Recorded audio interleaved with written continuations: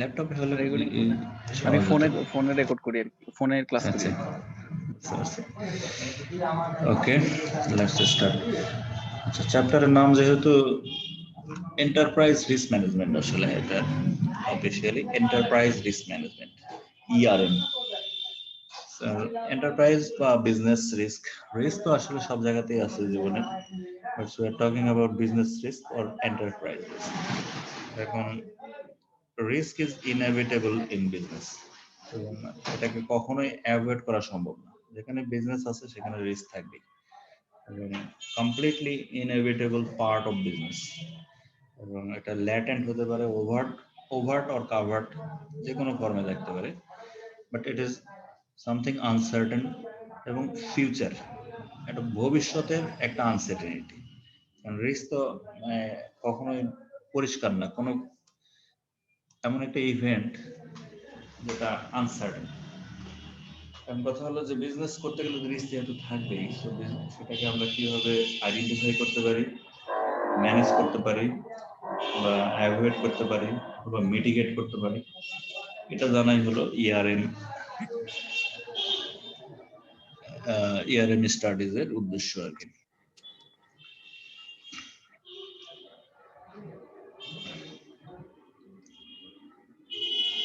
দেখেন, risk is a condition that may prevent one from achieving an objective. এমন একটা condition যেটা আপনাকে আপনার উদ্দেশ্য বা আপনার গোল অ্যাচিভমেন্ট থেকে আপনাকে ডিপ্রাইভ করতে পারে। So organisations need to identify, assess and manage risk. তিনটা ইম্পর্টেন্ট কথা আছে এখানে। আমাকে বিজনেস করতে হলে এই তিনটা জিনিস মাথায় রাখতে হবে রিগার্ডিং রিস্ক। এটা হচ্ছে I have to identify, assess and manage the risk to achieve their objectives, including the objective to protect the organization's asset and avoid unexpected loss. আরো ব্রডার সেন্সে দেখেন যে শুধু আমার অবজেক্টিভ কি আমি অ্যাচিভ করবো সেটাই না, অবজেক্টিভ অ্যাচিভের সঙ্গে আরো অন্যান্য বিষয়গুলো জড়িত। সেটা হচ্ছে অর্গানাইজেশনস অ্যাসেটটাকে আমার প্রোটেক্ট করতে হবে এবং অ্যাভয়েড আনএক্সপেক্টেড লস, কোনো আনসার্টেন লস যেন না হয়। Although risks often are difficult to determine and quantify, যেহেতু এটা একটা আনসার্টেন একটা বিষয় এবং পরিষ্কার না, কখনোই পরিষ্কার না। রিস্ক রিলেটেড যে কোনো কোয়ান্টিফিকেশনটা কিন্তু প্রবাবিলিটি দিয়ে এক্সপ্রেস করা হয়। হতে পারে, হতে পারে, নাও হতে পারে। হলে কি হবে, এবং সেটা যদি হয়েই যায় সেই লসটা কত হতে পারে, সেটাকে যখন আমরা অ্যামাউন্টে কনফিগার করি সেটাকে বলে কোয়ান্টিফাই করা। হ্যাঁ, আর ডিটারমিন করা তো অবশ্যই ডিফিকাল্ট। যে জিনিসটা আনসার্টেন, হতেও পারে, নাও হতে পারে, এবং কোন সোর্স থেকে হতে পারে, so it's little bit difficult. Management should make a best effort to identify risk and their probabilities of occurrence. Probabilityর কথা অলরেডি চলে আসছে, probabilities of occurrence। আর ম্যানেজমেন্টকে এটা ডিসাইড করতে হবে বা আইডেন্টিফাই করতে হবে যে প্রবাবিলিটি বা চান্সটা কতটুকু। সেটার উপর ডিপেন্ড করবে আপনার অ্যাকশন বা অ্যাসেসমেন্ট এবং আদার ম্যানেজিং টেকনিক। আচ্ছা, এক একটা অর্গানাইজেশনের এক এক ধরনের গাইডলাইন থাকে। Several organizations provide guidance to assist with design and implementation of an effective enterprise-wide risk management approach. So এটা enterprise to enterprise differ করতেই পারে। The latter part of this topic, আচ্ছা, এখন আমরা বিভিন্ন টার্মিনোলজি গুলো সম্পর্কে জানবো। রিস্ক ম্যানেজমেন্ট রিলেটেড টার্মিনোলজি গুলো very important. Risk and expected loss. Risk and expected loss. In a business context, risk is defined as the level of exposure to a chance of loss.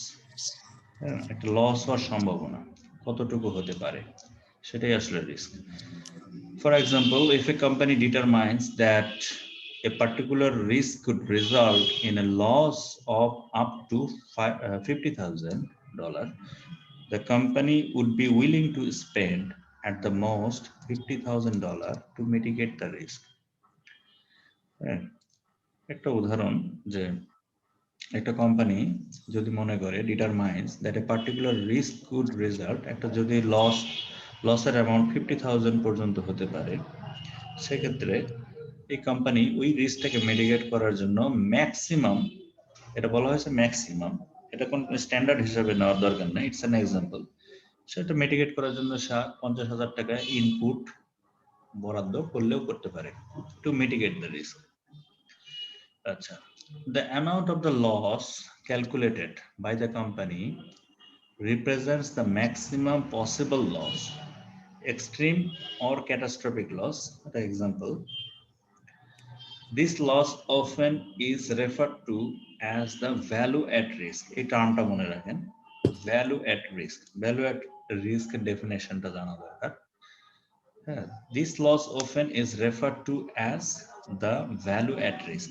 Value at risk includes cash flow at risk, earning at risk, and distribution of losses arising from cash flow or earning risk. আমি এগুলো একটু line by line পড়ার কারণ হলো এগুলো প্রত্যেকটাই MCQ আছে এই লাইনগুলো থেকে। এই 2-3টা লাইনের মধ্যে অনেকগুলো এমসিকিউ আছে। একটা হলো ভ্যালু এট রিস্ক কি ডেফিনেশন, এটা শর্ট নোট হিসাবে দিলে দিতে পারে, plus value at risk VAR সংক্ষেপে। ভ্যালু এট রিস্ক কি ইনক্লুড করে, মানে এলিমেন্ট গুলো কি কি। Value at risk includes cash flow at risk, অর্থাৎ বিজনেসের এমন কোনো আনসার্টেনিটি যেটার কারণে আপনার ক্যাশ ফ্লোটা হ্যাম্পার হইতে পারে। ক্যাশ ফ্লো হ্যাম্পার হওয়া মানে এটা একটা রিস্ক। ক্যাশ ইনফ্লো আউটফ্লো দুদিক থেকেই আপনার রিস্ক অ্যারাইজ করতে পারে। আর্নিং এট রিস্ক, আচ্ছা ক্যাশ ফ্লো হ্যাম্পার হলে তো আপনার আর্নিং এও হ্যাম্পার হইতে পারে, খুবই স্বাভাবিক, রিলেটেড একটার সাথে আরেকটা। And distribution of losses arising from cash flow or earning risk. Distribution of losses arising from cash flow or earning risk. এই তিনটা এলিমেন্ট ভ্যালু এট রিস্ক এর মধ্যে আছে। Risk modules typically deal with, and risk module typically কি deal করে, এটা একটা MCQ. With identifiable risk, identifiable অর্থাৎ যেটাকে চিহ্নিত করা সম্ভব, and do not account for globally catastrophic events such as nuclear war, but this is exception. Identifiable risk নেই শুধু সে ডিল করবে, বাট এরকম ক্যাটাস্ট্রফিক, গ্লোবাল ক্যাটাস্ট্রফিক এর রিস্ক আসলে আইডেন্টিফাই করা, অ্যাসেস করাটা ডিফিকাল্ট। সো এটা আমাদের কনসিডারেশনের বাইরে, এটাকে আমরা কনসিডারেশনে নিব না। এখন দেখেন ভ্যালু এট রিস্ক সম্পর্কে আরেকটু ডিটেলস বলা হয়েছে। What is value at risk? এটা খুব ইন্টারেস্টিং একটা কনসেপ্ট। সরাসরি ডেফিনেশনটা দেখেন, এইটা হলো definition. Value at risk is the maximum loss, অর্থাৎ একটা আনসার্টেনিটি সর্বোচ্চ যতটুকু হতে পারে, এটা বিজনেসের কোনো একটা সোর্স অফ রিস্ক থেকে সর্বোচ্চ যেটা লস হতে পারে সেটা হলো maximum loss within a given period of time and at a given specified probability level, অর্থাৎ level of confidence, probability. Uncertainty যেখানে আছে সেখানে ব্যাপারটা হলো প্রবাবিলিটি, স্ট্যাটিস্টিক্যালিও এক্সপ্রেস করা যায়। So value at risk is the maximum loss within a given period of time and at a given specified probability level. Unlike retrospective risk metrics that measure historical volatility, value at risk is prospective. এটা দুটো বৈশিষ্ট্যের কথা বলা হয়েছে। It quantifies market risk while it is being taken. আচ্ছা আমি আবার repeat করছি। ভ্যালু এট রিস্ক হলো যে একটা স্পেসিফাইড টাইম পিরিয়ড এবং একটা স্পেসিফাইড প্রবাবিলিটি লেভেলের মধ্যে একটা বিজনেসের সর্বোচ্চ যে লসটা হতে পারে সেটাকে যখন আমি কোয়ান্টিফাই করব ইন টাকার অ্যামাউন্টে বা ডলারের অ্যামাউন্টে, সেটাকে বলা হবে ভ্যালু অ্যাট রিস্ক। আর এটার একটা বৈশিষ্ট্য হচ্ছে এটা রেট্রোস্পেক্টিভ না, এটা হলো প্রসপেক্টিভ। প্রসপেক্টিভ মানে যেটা ফিউচারে হয়। অবশ্যই এটা ফিউচার আনসার্টেনিটি ধরে মানে এটা নিরূপণ করা হবে, মানে প্রিভিয়াস না, হিস্টোরিক্যাল না। আর it quantifies market risk while it is being taken. It quantifies, অর্থাৎ মার্কেট রিস্কটাকে কোয়ান্টিফাই করে। So, এই হলো ভ্যালু অ্যাট রিস্কের ডেফিনেশন এবং বৈশিষ্ট্য। একটা গুরুত্বপূর্ণ বৈশিষ্ট্য হলো it is not retrospective but it is prospective, অর্থাৎ এর টাইম ফ্রেমটা হবে ফিউচার, প্রিভিয়াস বা হিস্টোরিক্যাল না। এটা ভাইয়া শুধুমাত্র লসটাকে কাউন্ট করবে না, বলছে যে ভ্যালু এর risk exactly, is the maximum loss, মানে সর্বোচ্চ যে লসটা হতে পারে, মানে লসটাকে আমি করব, ফোরকাস্ট করব, এই তো ফোরকাস্ট করবেন ডেফিনেটলি। এবং ফোরকাস্টের সেই ভ্যালুটা কত, ধরেন একটা বিজনেসের প্রবাবিলিটি অ্যানালাইসিস করলে, ধরেন আপনার যদি ট্রান্সপোর্ট বিজনেস হয়, Dhaka to Chittagong up down করতে, এটা ধরেন যে বিভিন্ন রেকর্ড অ্যানালাইসিস করে দেখা গেল চান্স অফ অ্যাক্সিডেন্ট কত, দেখা গেল 5%, 10%, 20%, 50%, 90%। যদি এটা 90% হয়, এই যে ম্যাক্সিমাম যে প্রবাবিলিটি, ওই 90%টাকেই বলবো আমি value at risk. Maximum given, maximum loss in future, একটা নির্দিষ্ট সময়ের ভিতরে। অবশ্যই একটা টাইম ফ্রেম থাকবে, সেটা হবে ইন ফিউচার, নট পাস্ট। কিন্তু ভাই সেটা তো আমি ট্রেন্ড অ্যানালাইসিস করেই আমি ফিউচারটাকে প্রেডিক্ট করব, তাই না? ডেফিনেটলি প্রবাবিলিটিটা one kind of trend analysis, statistical theory. স্ট্যাটিস্টিকে এই ধরনের অঙ্ক করছেন হয়তো প্রবাবিলিটির। আচ্ছা, আরো আগে তাহলে আরো ক্লিয়ার হবে। দেখেন এখানে দেখেন ভ্যালু অ্যাট রিস্ক ক্যারেক্টারিস্টিক্সটা কি, ভ্যালু অ্যাট রিস্কের বৈশিষ্ট্য, সেটার অ্যাপ্লিকেশনটা কোথায় হয়। Value at risk can be applied to any portfolio that can reasonably be marked to market performance on a regular basis. Value at risk is not applicable to illiquid assets such as real estate. অর্থাৎ fixed প্রপার্টির জন্য এটা প্রযোজ্য না, কারণ fixed প্রপার্টির এমনি risk কম, like real estate যেটা ডেপ্রিসিয়েশনও হয় না, হ্যাঁ, জমি জমা। সো এই ধরনের অ্যাসেট এটার কনসিডারেশনের বাইরে, বাট নর্মালি যে কোনো এন্টারপ্রাইজ বা যে কোনো ধরনের বিজনেস পোর্টফোলিওতে ভ্যালু অ্যাট রিস্ক অ্যাপ্লিকেশন করা সম্ভব। টাইম ফ্রেম বা horizon, value at risk evaluates a portfolio's performance over a specific period of time such as a trading day, week or month, বা আরো বেশি হতে পারে। একটা টাইম ফ্রেম থাকবে অবশ্যই।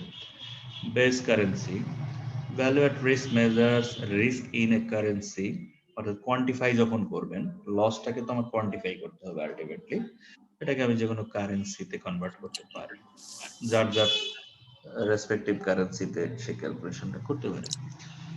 Value at risk measurement, a resulting value at risk measures summarizes a portfolio's market risk with a single number. এক্সপ্রেশনটা হয় একটা সিঙ্গেল নাম্বার দিয়ে, অর্থাৎ পয়েন্ট বেসিস। বাট আমরা একটু লাকি যে এখানে আমাদের কোনো ম্যাথমেটিক্যাল ক্যালকুলেশনে যাওয়ার দরকার নাই, সেটাও বলে দিচ্ছে তারা। আইএম এর একটা ছোট, এখানে এই চ্যাপ্টারের মধ্যে কোনো একটা জায়গায় লেখা আছে যে এই ক্যালকুলেশন ম্যানেজমেন্ট অ্যাকাউন্টেন্টের না করলেও চলবে, বাট কেউ না কেউ করে দিবে, সেটা আপনি সেটার উপর বেসিস করে আপনার বিজনেস ডিসিশনগুলো নেবেন। আর এই চ্যাপ্টারে অন্তত আপনাকে কোনো ম্যাথমেটিক্স নিয়ে মাথা ঘামাইতে হবে না, কারণ আমাদের তো ultimate target exam. Value at risk can be calculated using any of these methods: historical method, variance covariance method, and Monte Carlo simulation. আচ্ছা, value at risk ক্যালকুলেশনের তিনটা মেথড সম্পর্কে আমরা জানবো এখন। তিনটা মেথড কি কি? একটা হলো হিস্টোরিক্যাল মেথড, ভ্যারিয়েন্স কোভ্যারিয়েন্স মেথড, আর একটা হলো মন্টে কার্লো সিমুলেশন। এটা একটা স্ট্যাটিস্টিক্যাল ফর্মুলা, যেটা আপনি খালি হাতে করতে পারবেন না, it requires software, computer software ছাড়া এটা করা সম্ভব না। সো হিস্টোরিক্যাল মেথডটা কি? Historical method estimates risk based on actual historical returns for a time period by putting them in order from worst to best. The historical method assumes that history will repeat itself. হ্যাঁ, একটা ঘটনা থেকে আমাদের শিক্ষা নেওয়া দরকার, অর্থাৎ ইতিহাস থেকে শিক্ষা নেওয়ার ব্যাপারটা এবং সেখান থেকে একটা ট্রেন্ড বের করা। একই ঘটনা বারবার হতেই পারে, অ্যাক্সিডেন্ট বারবার হতেই পারে। তো যদি হতেই পারে সেক্ষেত্রে আমি আসলে কি করতে পারি এবং হলে সেটা কতবার হইতে পারে, হলে এবার এর অ্যাডভার্স বা ইম্প্যাক্টটা কতটুকু হতে পারে, এগুলো জানতে হলে আমাকে হিস্ট্রি দেখতে হবে। The results indicate the confidence level. ওই অ্যানালাইসিস থেকে আপনি একটা কনফিডেন্স লেভেল রেকর্ড করবেন related to the occurrence of a worst case daily loss. For example, if we invest $1,000, we are 95% confident that our worst daily loss will not exceed 40, অর্থাৎ 1000 into 4%. আচ্ছা, এটা একটা example দেওয়া হয়েছে। আপনি 95% sure যে আপনার লস 4%-এর বেশি না। তো এটা আমি পাইছি থেকে আমার প্রিভিয়াস ডেটা থেকে বা সিমিলার ইন্ডাস্ট্রির ডেটা কালেকশন করে, অর্থাৎ হিস্টোরিক্যাল কনসেপ্টটা তো ক্লিয়ার, এখানে কোনো প্যাঁচ গোজের কিছু নাই। প্রিভিয়াস ডেটা অ্যানালাইসিস না করলে আমি এই ট্রেন্ডটা বের করতে পারবো না। আচ্ছা, তো ভ্যারিয়েন্স কনফিডেন্স লেভেলটা বলতে কি বুঝাইছেন এখানে? কনফিডেন্স লেভেলটা হচ্ছে যে সম্ভাব্যতা আসলে। হ্যাঁ, আপনি কত, আমরা তো মুখে মুখে আমরা অনেক সময় বলি না যে এখানে ইনভেস্ট কর, তোর 100% লাভ হবেই। এটাও কিন্তু একটা কনফিডেন্স লেভেল। আপনি যখন এই কথাটা কোনো মিটিং এ বলছেন বা আনঅফিশিয়ালিও তো আমরা বলি, আমি হয়তো আপনাকে বলছি যে আপনি 3 মাস পড়াশোনা করেন, আপনি সিএমএ পাস করবেন 100% গ্যারান্টি। এটা কিসের ভিত্তিতে বললাম? নিশ্চয়ই আমি কারো দেখছি। হ্যাঁ, ব্যাপারটা এরকম। এই কনফিডেন্সটা আপনি কোত্থেকে আসছে? ব্যাপারটা একেবারে রকেট সায়েন্স না, হ্যাঁ, বাট সায়েন্সের কাছাকাছি, প্রবাবিলিটি। এটা মানে ফেজ কেমিস্ট্রির মতো হবে না, বাট চান্স আছে। আবার এটাও ঠিক যে ছেলে 99% ওকে, 1% খারাপ, সে নাইট ক্লাবে যায়। তো 1% ইনকমপ্লিট মানেই কিন্তু একটা অনিশ্চয়তা, সেটাও ঠিক আছে। হ্যাঁ, তো 1% যদি না হয় তার মানে বলবেন যে কমপ্লিটলি হলো না। এখন একটা অ্যাক্সিডেন্ট বা দুর্ঘটনা ঘটার সম্ভাবনা আছে 99%, কিন্তু 1% নাই। তো 1% যদি আপনাকে ফেভার করে তার মানে আপনি কিন্তু ওই ঘটনা থেকে বেঁচে গেলেন। বিষয়গুলো এরকম। সো এই কথাগুলো যে আমরা বলি বা এই রেকর্ডটা আমরা কালেকশন করি, আমরা এই কনফিডেন্সটা পাই কোত্থেকে? সো এটার জন্য আমার প্রিভিয়াস ঘটনাগুলোকে দেখতে হয়। Variance covariance method. The variance covariance method assumes that stock returns are normally distributed.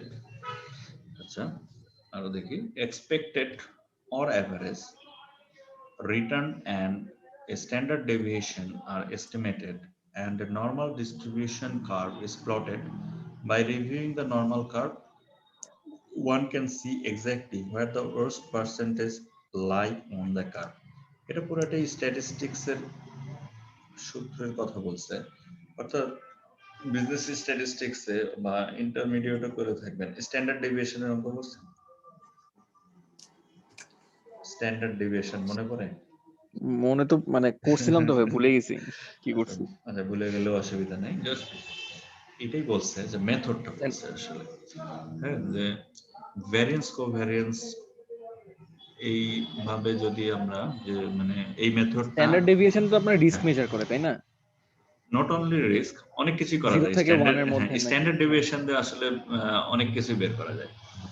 Not মানে 0 অনলি থেকে 1 এর মধ্যে। অর্থাৎ স্ট্যান্ডার্ড ডেভিয়েশন করতে গেলে তো আমার স্ট্যান্ডার্ড ডেভিয়েশন বলেন, রিগ্রেশন অ্যানালাইসিস বলেন, যেটা করেন আপনার কিন্তু মিন ডেভিয়েশন আগে বের করতে হয়। মিন দিয়ে তো শুরু করি আমরা। অনেকগুলো কলাম থাকে না, অঙ্কগুলো একটু খালি মানে কল্পনা করেন, আপনাকে অঙ্ক করতে হবে না এখানে, জাস্ট বোঝার জন্য বলছি। একটা মিন ডেভিয়েশন ধরা হয়, তো ওই মিন ডেভিয়েশনটা কিন্তু আমাদের পাটিগণিতের এভারেজ বের করার মতো না। পাটিগণিতে আমরা কি সব যোগ করে 2 ভাগ দিই, মানে 4টা হলে 4 বার যোগ করে 4 ভাগ করলো। কিন্তু স্ট্যাটিস্টিকের মিন ডেভিয়েশন বের করা তো একটু আলাদা, যে সেন্টার পয়েন্ট যেটা হুম বাট বেসিক একই, গড় হলো সেই জায়গাটা যে একদম সেন্টার পয়েন্ট কোনটা। হুম তো ওই অ্যাভারেজটাও লাগে এবং সেখান থেকে পরে স্ট্যান্ডার্ড ডেভিয়েশন একটা ফর্মুলাতে ফেলে দিলেই চলে আসে। সেখানে আপনার হচ্ছে মিনিমাম দুইটা ডাটা থাকে, লাইক এক্স অর ওয়াই, তারপরে এক্স ওয়াই কলামগুলো তো ওইভাবে সাজানো থাকে। ওই ফর্মুলাটার কথা বলছে, ওই ফর্মুলা দ্বারা আসলে ভ্যারিয়েন্স কোভ্যারিয়েন্স অ্যানালাইসিস করা হয়, নাথিং এলস। তবে এমনি যদি কস্ট অ্যাকাউন্টিং এর কনসেপ্ট থেকে আমি বলি, সেটা হচ্ছে যে ভ্যারিয়েন্স কোভ্যারিয়েন্সটা দেখেন এক্সপেক্টেড একটা কথা আছে, অ্যাকচুয়াল আর এক্সপেক্ট। হ্যাঁ, ভ্যারিয়েন্স হলো সেই জায়গাটা যে difference between the actual and the expected, expected or ফরকাস্টেডও বলতে পারেন, কারণ রিস্ক তো আসলে কারো এক্সপেক্টেড হইতে পারে না, বা প্রেডিক্টেড, ওয়ার্ডটা হওয়া উচিত আসলে প্রেডিক্টেড, ধারণা করা হয়েছে, অথবা বাজেটেড, বাজেটেড লস, or আপনার প্রেডিক্টেড অর ফরকাস্টেড, বিভিন্ন ধরনের ওয়ার্ড আমরা ইউজ করতে পারি। সো ওটার সাথে অ্যাকচুয়াল যে ঘটনাটা বা status, actual status minus the budgeted status, এই দুটার যে ডিফারেন্সটা সেটা হলো ভ্যারিয়েন্স।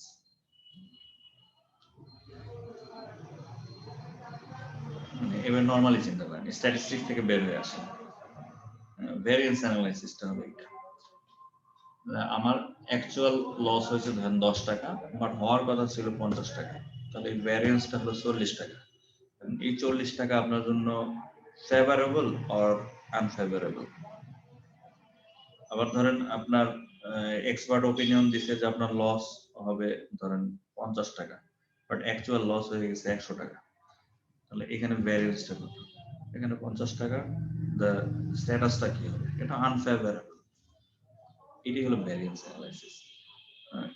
তো এটা এমনি নর্মাল সেন্সে আমরা বললাম, বাট এটাকে যখন আমরা কোয়ান্টিফাই করব, বিজনেস আলটিমেটলি তো আপনাকে রিপোর্ট জেনারেট করতে হবে, অথবা রিপোর্ট দেখে রিপোর্ট জেনারেট করতে হবে, বা প্রেজেন্টেশনটা একটু ম্যাথমেটিক্যাল হতে হয়। সেক্ষেত্রে আপনি যে সূত্রটা ইউজ করবেন সেটা হলো স্ট্যাটিস্টিক্যাল স্ট্যান্ডার্ড ডেভিয়েশনের যে ফর্মুলা আছে সেটা দিয়ে।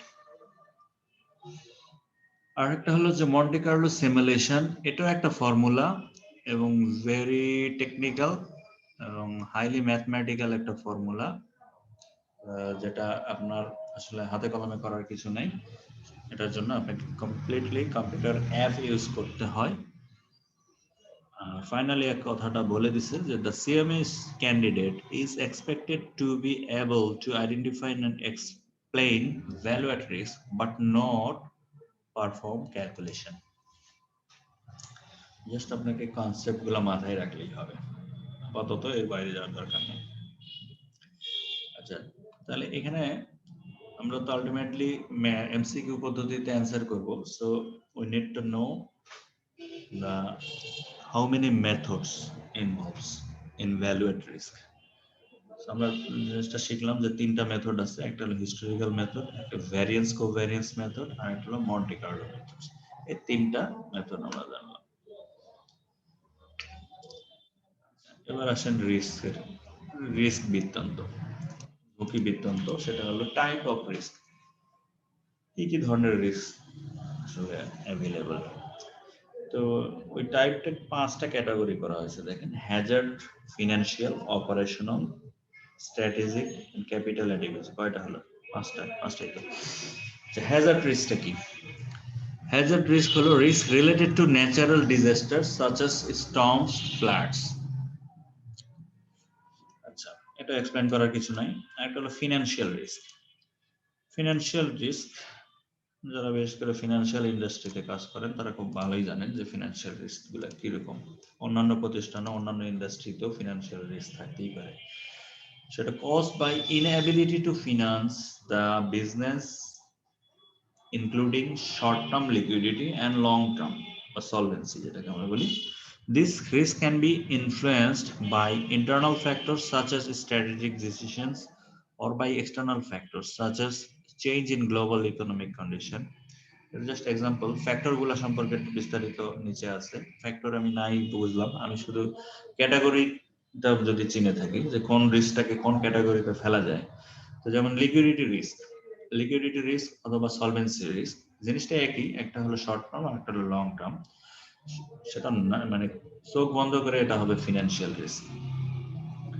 হ্যাঁ, যেমন ব্যাংকিং ইন্ডাস্ট্রিতে লিকুইডিটি রিস্ক তো এটা মানে ফার্স্ট কনসার্ন, তারল্য সংকট। আবার অন্যান্য ইন্ডাস্ট্রিতেও লিকুইডিটি ক্রাইসিস থাকতেই পারে, যে সে তার পে অফ গুলো করতে পারতেছে না বা শ্রমিকের বেতন দিতে পারছে না, ব্যাংকের কিস্তি ঠিক মতো দিতে পারছে না, এগুলো হচ্ছে ফিনান্সিয়াল রিস্ক। আচ্ছা, অপারেশনাল রিস্কটা কি? Operational risk is a risk related to the mix of fixed and variable cost in a company's cost structure. হ্যাঁ, এখানে অপারেশনাল লস বলতে এটা মনে করেন না যে আমার আমার ওয়ে অফ অপারেশন, অর্থাৎ ডে টু ডে আমি যেভাবে অপারেট করি এই সেইটা না। এখানে একটা মিক্সার আছে।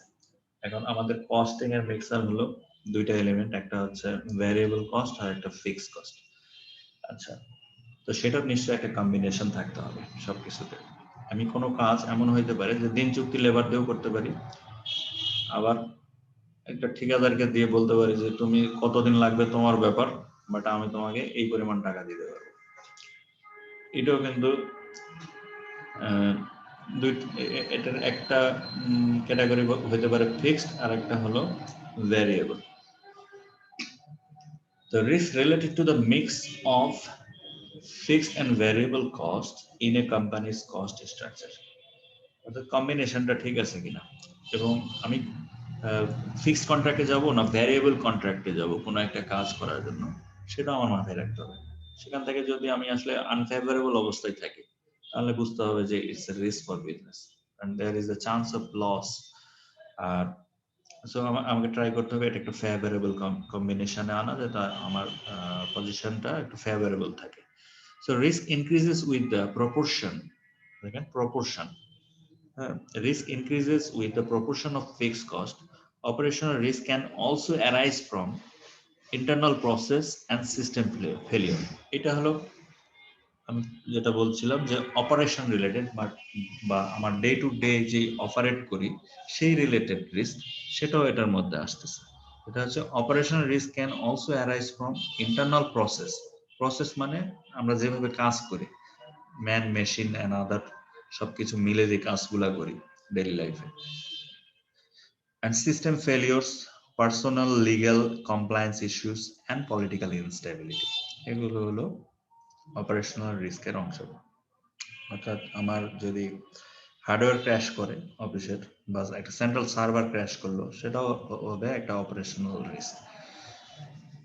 আর এখানে মোস্ট প্রায়োরিটি দেওয়া হয়েছে বিকজ এটা CMA studies, cost and management accounting. So first সেন্টেন্সটাকে এখানে বেশি প্রায়োরিটি দিবেন, সেটা হলো যে combination of fixed and variable cost in a company's cost structure. আর বাদ বাকি অপারেশনাল কস্ট বলতে আমরা যেটা অপারেশনাল রিস্ক বলতে যেটা বলি সেটাই আছে, যে আমার internal process and system. Strategic, strategic মানে কৌশলগত, পলিসি লেভেলের বিষয়। Risk related to the planning and strategic decision, অর্থাৎ আমার প্ল্যানিং এবং ডিসিশন যদি ফেল করে, that means it's a risk. Fail করার সম্ভাবনা থাকতেই পারে। নতুন কোনো প্ল্যান, নতুন কোনো স্ট্র্যাটেজি, ডিফারেন্ট কোনো স্ট্র্যাটেজি, সেটা মানে ক্লিক করতেও পারে, নাও করতে পারে। এই করতে পারে বা না করতে পারে, it matters your profit or loss, that means there is risk.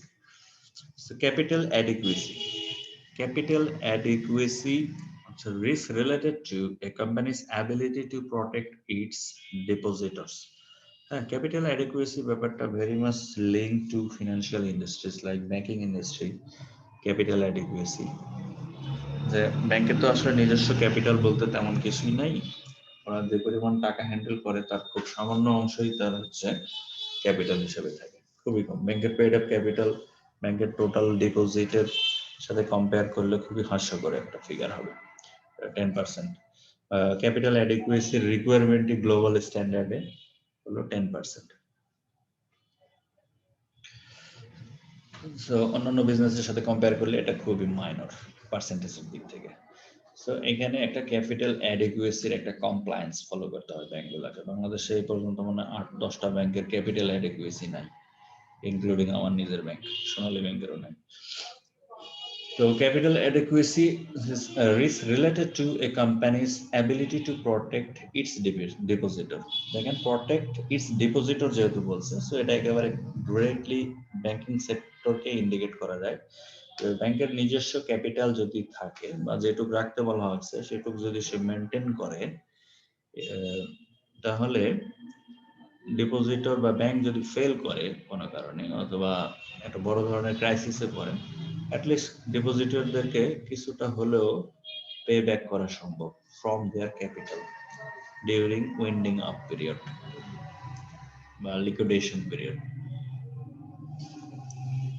Capital অ্যাডিকুয়েসির ফর্মুলাটা হলো এটা। এটা আমি মোটামুটি এটা বিস্তারিত জানি, কারণ এটা হলো ব্যাংকের যেটা হলো ব্যাসেল 2, এখন তো ব্যাসেল 3 ইমপ্লিমেন্ট হচ্ছে, এটা accord regarding capital adequacy ratio. এই কাজটা আমি দীর্ঘদিন করছি, এত বিস্তারিত জানার দরকার নাই। সেটা হলো ফর্মুলাটা জাস্ট প্রাইমারি জেনে রাখলেই হবে। Tier 1 capital plus tier 2 capital divided by risk weighted assets. Risk weighted asset অর্থাৎ ব্যাংকের যে পোর্টফোলিও থাকে ব্যাংকিং ইন্ডাস্ট্রিতে, অর্থাৎ অ্যাসেট, ব্যাংকের অ্যাসেট গুলো কি কি? ব্যাংকের অ্যাসেট, ব্যাংকে তো আসলে ফিক্সড অ্যাসেট বলে তেমন কিছু নেই, খুবই সামান্য। অফিস ইকুইপমেন্ট বাদ দিলে তার কিছুই নেই। আর ব্যাংকের মূল অ্যাসেটটাই হচ্ছে তার লোন পোর্টফোলিও, যে টাকাটা সে লোন হিসেবে গ্রাহকদের দিয়ে থাকে, এটা হলো ব্যাংকের অ্যাসেট। আর ব্যাংকের লায়াবিলিটিটা হচ্ছে গ্রাহকদের কাছ থেকে কালেক্টেড ডিপোজিটস, বিভিন্ন deposit, savings account, current account বা এফডিআর স্কিমের কালেকশন করা টাকাগুলাই হলো তার জন্য ব্যাংকের জন্য লায়াবিলিটি। ব্যাংকের অ্যাসেট হচ্ছে ব্যাংক যে টাকাটা ধার দেয় আমাদেরকে লোন হিসাবে, সেইটাই হলো অ্যাসেট। এখন সেইটাকে গ্রেডিং করা হয়েছে, সেই গ্রেডিংটার আবার একটা ওয়েটেড অ্যাভারেজ অ্যামাউন্ট বের করা হয়, সেটাকে বলা হয় রিস্ক ওয়েটেড অ্যাসেট। একটু সংক্ষেপে বলি, রিস্ক ওয়েটেড অ্যাসেটটাকে কিভাবে বের করে। যেমন ধরেন ব্যাংকের লোন আছে, কিছু লোন আছে যেগুলোতে মর্গেজ রাখা হয়। যেই লোনের এগেনস্টে মর্গেজ আছে, যেমন হাউস বিল্ডিং লোন বা রিয়েল এস্টেট লোন, মর্গেজ থাকলে হয় কি এটা রিস্কটা একটু কম। সো আপনার যদি 100 টাকা লোন রিয়েল এস্টেট সেক্টরে দেওয়া থাকে, যেহেতু এটা মর্গেজড লোন, সো এটার রিস্ক ওয়েট হবে 50%। তাহলে আপনার রিস্ক ওয়েটেড অ্যাসেট কত হবে? তাহলে 100 × 50%, তার মানে 50 টাকা। আবার ধরেন কর্পোরেট লোন, হ্যাঁ, ধরেন বসুন্ধরা গ্রুপের কাছে ধরেন 1000 কোটি টাকা ঋণ দিচ্ছেন, এটা আসলে মর্গেজ দিয়ে কভার করা সম্ভব না, এটা একটা বিশাল রিস্ক কর্পোরেট লোন। তো কর্পোরেট লোনের রিস্ক হলো 100%। 100 টাকা যদি এই সেক্টরে লোন দেওয়া থাকে, তাহলে পুরো 100 টাকাকেই রিস্ক ওয়েটেড অ্যাসেট হিসেবে কনসিডার করতে হবে। এইভাবে বিভিন্ন জায়গায় গ্রেডিং করা থাকে। যেমন এমপ্লয়ি লোন বা সরকারি কোনো প্রতিষ্ঠানকে যদি লোন দেওয়া হয়, যেমন সোনালী ব্যাংক লোন দিচ্ছিল বাংলাদেশ বিমানকে, 1000 কোটি টাকা ঋণ দিচ্ছে গত বছর। তো বাংলাদেশ বিমানের মালিক তো হলো সরকারি করে দিলেন, তো এটাকে বলা হয় সভরেন গ্যারান্টর, সরকার এটার দায়িত্ব নেবে। সো এটার রিস্ক 0%। অর্থাৎ 100 টাকা ঋণ যদি এইরকম সেক্টরে দেওয়া থাকে সরকারি কোনো প্রতিষ্ঠানকে, সো এটার রিস্ক হবে 0। দ্যাট মিন এখানে কোনো অ্যাসেট আসবে না। এইভাবে গ্রেডিং করা হয়, গ্রেডিং করে একটা ফিগার বের করা হয় অ্যাসেটটাকে। This is called risk weighted asset. আর টিয়ার 1 ক্যাপিটাল আর টিয়ার 2 ক্যাপিটালের মধ্যে সামান্য তফাৎ আছে, খুব বেশি নাই। টিয়ার 1 ক্যাপিটালটা হচ্ছে capital of a financial institution that can absorb losses without being required to cease business. That means এত কথা দরকার নাই। টিয়ার 1 টা হচ্ছে পেইড আপ ক্যাপিটাল শুধু বাংলায়, আর টিয়ার 2 টা পেইড আপ ক্যাপিটালের পরের ধাপ, অর্থাৎ ক্যাপিটালকে কয়েকটা ভাগে ভাগ করা যায়, অনেকগুলা টিয়ার আছে। Tier 2 capital is the capital that can absorb losses in the event of winding off the business. যেমন ধরেন বেস্ট এক্সাম্পল দিই, সেটা হচ্ছে আপনার প্রেফার্ড শেয়ার। প্রেফার্ড শেয়ারটা কিন্তু আপনার টিয়ার 2 এর মধ্যে পড়ে। কমন শেয়ারটা হচ্ছে, কমন শেয়ার যেটা পেইড ইন ক্যাপিটাল, সেটা হলো টিয়ার 1 ক্যাপিটাল। অর্থাৎ বিজনেসটাকে ক্লোজ করতে হলে সবার আগে প্রায়োরিটি পায় কোনটা? সবার আগে প্রায়োরিটি পায় হলো লায়াবিলিটি, বাট ক্যাপিটালের কথা যদি চিন্তা করি সেটা হলো preferred stock will be given preference over common share বা কমন ক্যাপিটাল। এইভাবে ক্যাপিটালকে ক্যাটাগরাইজ করলে সেটা একটা পরে হলো টিয়ার 1 এর মধ্যে, বাকিগুলো পরে আপনার হলো টিয়ার 2 এর মধ্যে। আর হলো রিস্ক ওয়েটেড অ্যাসেট, যেটা বললাম। তাহলে আমরা এখানে শিখলাম যে রিস্ককে কিভাবে ক্যাটাগরাইজ করা হয়েছে, 5টা category: hazard, financial, operational, strategic and capital adequacy. এটা রিগার্ডিং ফিনান্সিয়াল ইন্ডাস্ট্রি। আচ্ছা, এরপরে আসেন risk identification. Risk identification seeks to identify as many threats as possible. Risk identification will naturally drive the process to include as many individuals from the organizations as possible, especially those with specific detailed information about the particular risk area. অর্থাৎ first কাজ হলো, এখন তো আমি অ্যাকশনে যাব, আমি রিস্কটা কি সেটা বুঝলাম, রিস্কের ক্যাটাগরিটা বুঝলাম, বাট আমি যে ইন্ডাস্ট্রিতে কাজ করতেছি, যে এন্টারপ্রাইজ নিয়ে কাজ করি, সেখানে আমাকে দেখতে আমার রিস্কগুলো কি কি হতে পারে, রিস্ক আইডেন্টিফাই করা ফার্স্ট কাজ। কারণ অসুখ ডায়াগনোসিস না করলে তো পরবর্তী কাজ করা যাবে না। So that means identification is actually diagnosis করা। হ্যাঁ, risk framework can be helpful.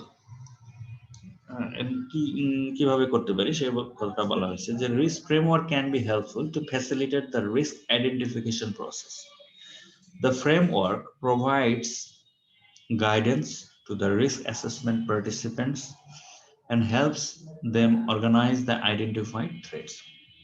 That means একটা গাইডলাইন লাগবে এবং এই গাইডলাইন একটা প্রতিষ্ঠানের একরকম হতে পারে। The framework can organize risk by categorize and by structural element. এখন কথা হলো স্ট্রাকচারাল এলিমেন্টের মধ্যে কি কি আছে দেখেন, এগুলো এমসিকিউ। স্ট্রাকচারাল এলিমেন্টের মধ্যে এলিমেন্টগুলো হচ্ছে স্ট্র্যাটেজি, অর্থাৎ যে কৌশলটা অবলম্বন করবেন রিস্ক আইডেন্টিফিকেশনের জন্য, দ্য পিপল, মানে যে এক্সিকিউটিভরা এর সাথে involve, the process and the technology, and finally the data. আর অর বাই বিজনেস প্রসেসের মধ্যে আবার কি কি আছে? বিজনেস প্রসেসের মধ্যে আছে হলো revenue cycle, disbursement cycle, and cash management and treasury, financial reporting operations. এগুলো আমরা এমনি নর্মালি বুঝতেছি যে আইডেন্টিফিকেশনটা কি, বাট আমাকে এই লিটারেচারের মধ্যে একটু কনসেন্ট্রেট করতে হবে, যেহেতু আমাকে এমসিকিউ ফেস করতে হবে, এই জন্য একটু রিড আউট করা। So দেখেন, the framework can be organized risk by categorizes and by structural element. আমি যে জিনিসগুলো দেখলাম এখানে সেগুলো হলো স্ট্রাকচারাল এলিমেন্টের মধ্যে যে এলিমেন্টগুলো আছে সেটা হচ্ছে strategy, people, process, technology and data. Our business process involves the revenue cycle, disbursement cycle, cash management and treasury, financial reporting operations. এখন কথা হলো the risk frameworkটা কি কনসিডার করে? The risk framework should consider both internal and external factors. Risk assessment participants বলতে এখানে এক্সিকিউটিভদের কথা বলা হচ্ছে, যারা এই কাজটা করবে on behalf of the company or the enterprise or the business. The risk assessment participants should be tasked and encouraged to identify threats from both factors. Examples of internal and external risk factors are listed next. And ফ্যাক্টরটা জানলে কি হবে? Factor জানলে আপনার আইডেন্টিফিকেশনটা সহজ হয়ে যাবে। তো সেই ফ্যাক্টরগুলোকে দুই ভাগে ভাগ করা হয়েছে, একটা হলো ইন্টারনাল রিস্ক ফ্যাক্টর আর একটা এক্সটার্নাল। ইন্টারনালটা হলো আমার কোম্পানির ভিতরের বিষয়, সেটা হচ্ছে দেখেন 1 নম্বর, the communication method, risk assessment activities, appropriateness of internal control activities, labor relations, training and capability of the employees, degree of supervision of the employees, operational risk, financial risk and strategic risk, এগুলো হচ্ছে internal risk factor. এই risk factor গুলো সবই আমাদের মনে রাখতে হবে, কারণ এখান থেকে প্রচুর কোশ্চেন সেট হতে পারে। আর এক্সটার্নাল ফ্যাক্টর গুলো দেখেন, দ্য রেগুলেটরি চেঞ্জেস। রেগুলেশন তো আসলে কোম্পানি করে না, এগুলো করবে রাষ্ট্র, সরকারি ব্যাপার, রেগুলেটরি বা compliance. Industry competition definitely external factor, কারণ ইন্ডাস্ট্রিতে আমি একা কোনো প্লেয়ার না। রিলেশনশিপস উইথ কি সাপ্লায়ার্স, সাপ্লায়ারদের সাথে আমাদের সম্পর্ক, সাপ্লায়ার তো আর আমার ঘরের কেউ না, আউটার কেউ। Relationships with customers also external. Recruiting and hiring activities.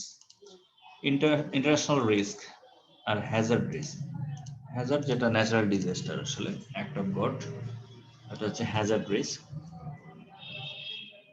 এখন দেখেন টুলস লাগবে, tools, diagnostic and processes that may be used to support risk identification.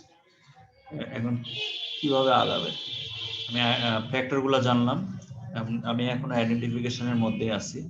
এখন আমার যে টুলস লাগবে, দ্য ওয়ে আমি এটাকে ফিগার আউট করব, এই বিষয়গুলো মাথায় রাখতে হবে। সবসময় এগুলো সব যে লাগবে তা না, এর ম্যাক্সিমামটাই আপনাকে ফলো করতে হতে পারে, বাট আমার এই ব্যাপারগুলো সম্পর্কে আমাকে জানতে হবে। সেটা হলো চেকলিস্ট। চেকলিস্ট ছাড়া আসলে বাজারও করা যায় না, অনেক বেশি যদি বাজার করার বিষয় থাকে।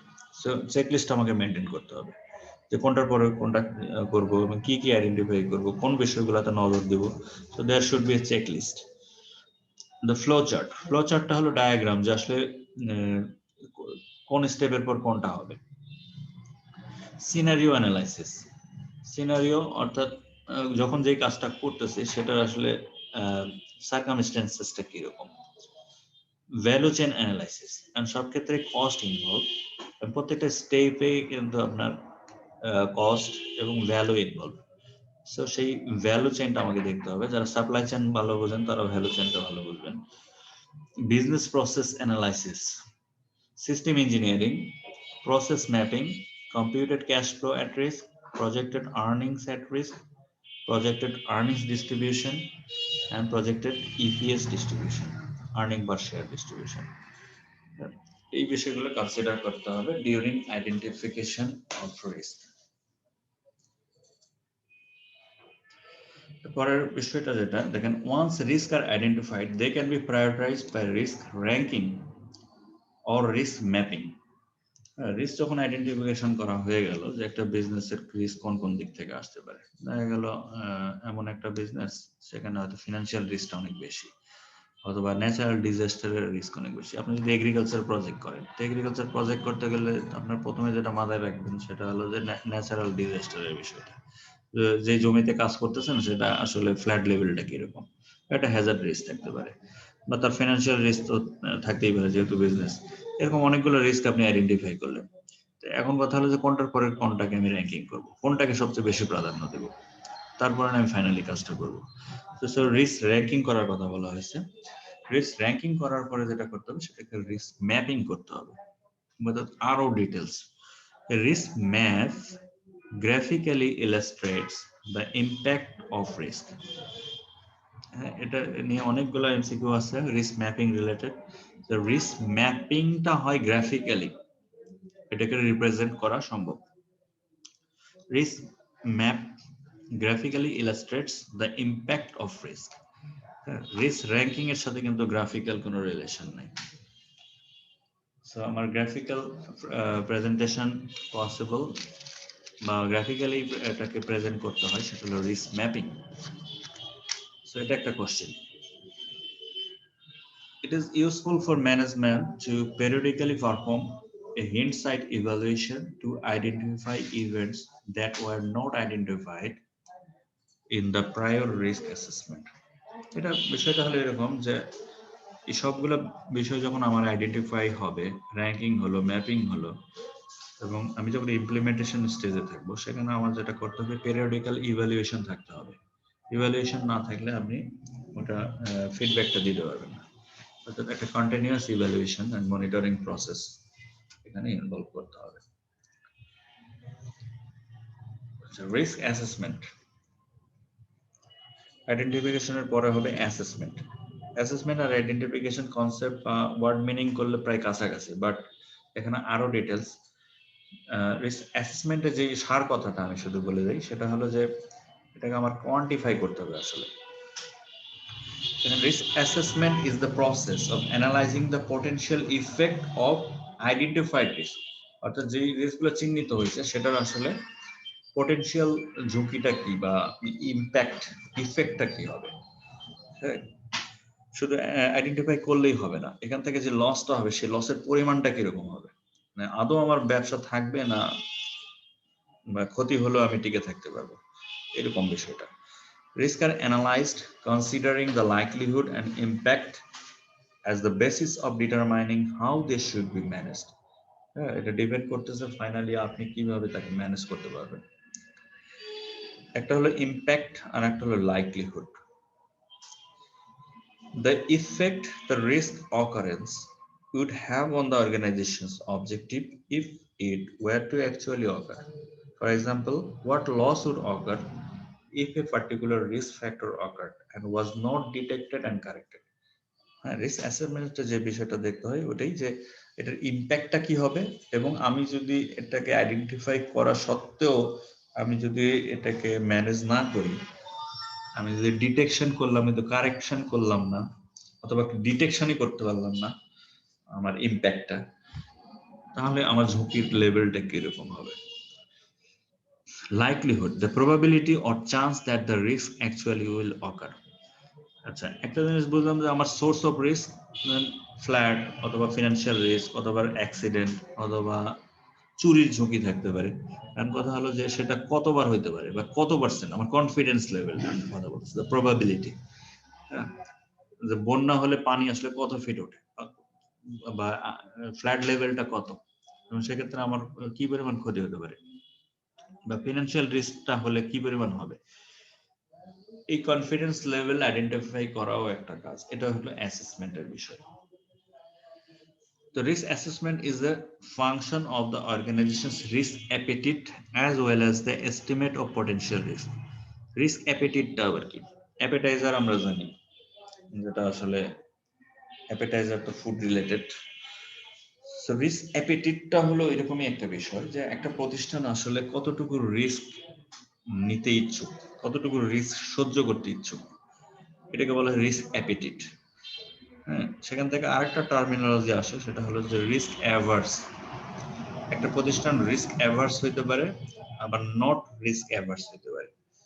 হ্যাঁ, যে প্রতিষ্ঠান যদি রিস্ক অ্যাভার্স হয়, দ্যাট মিনস বুঝতে হবে যে তারা বেশি রিস্ক নিতে ইচ্ছুক না, অর্থাৎ কনজারভেটিভ ওয়েতে কাজ করতে চায় বা ভেরি প্রিকশাস। যারা রিস্ক অ্যাভার্স কোম্পানি, তারা রিস্ক ম্যানেজমেন্টের জন্য বা মিটিগেটিং এর জন্য একটু বেশি টাকা পয়সা খরচ করতে রাজি থাকে, যাতে বেশি রিস্ক না আসে। ধরেন আপনার একটা সুন্দর বাইক আছে বা আপনার একটা গাড়ি আছে, তো গাড়ি থাকলে তো গাড়ির চোরও আছে। তো এটার আপনি যদি risk averse as a personally যদি আমি ধরি যে পার্সোনালি আপনি খুব রিস্ক অ্যাভার্স, আপনি বেশি কেয়ারফুল, হ্যাঁ, তাহলে কি করতে পারেন, আপনি একটা ট্র্যাকার লাগাই দিতে পারেন। 5,000 টাকা বা 4,000 টাকা খরচ করে মাসে 400 টাকা 300 টাকা বিল দিতে হয়, সেটাতে আপনি একটা ট্র্যাকার লাগাই দিলেন। That means you are a person risk averse বা কেয়ারফুল। আর যে লোকটা এটা কেয়ারই করে না, যা হওয়ার হবে, আপনি যেখানে যাচ্ছেন সেখানে পার্ক করছেন, চোরে নিলে নিতে পারে, আপনি ব্যাপারটা নিয়ে মোটেও কনসিয়াস না অথবা রিস্ক নিতে ভালোবাসেন, সেক্ষেত্রে আপনি কিন্তু এই 5,000 টাকা খরচ করছেন না বা করতে রাজি না। বিজনেসের ক্ষেত্রেও বিষয়টা এরকম, যেসব কোম্পানিরা বেশি রিস্ক অ্যাভার্স, তারা বেশি বেশি রিস্ক অ্যাভয়েডের জন্য যা করার সেটা করবে এবং এর জন্য যতটুকু খরচ করার সেটাও করবে। ফর এক্সাম্পল, সে ইন্স্যুরেন্স করতে পারে, বা সে তার কোম্পানির লিকুইডিটি ক্রাইসিস যাতে না হয় সেজন্য সে সিঙ্কিং ফান্ড মেনটেন করতে পারে, সে ডিজাস্টার ফান্ড মেনটেন করতে পারে। These are the examples for a risk averse in company. আর যারা রিস্ক অ্যাভার্স না, তারা একেবারে গলা পর্যন্ত খাবে। অর্থাৎ আমরা ওয়ার্কিং ক্যাপিটাল ম্যানেজমেন্টে দেখছি যে কিছু প্রতিষ্ঠান আছে যারা লিকুইডিটি একেবারেই রাখে না, যা আছে পুরাটাই তার খাটায় দেয়। তো ওইখানে এই শব্দটা ছিল রিস্ক অ্যাভার্স আর নন অ্যাভার্স।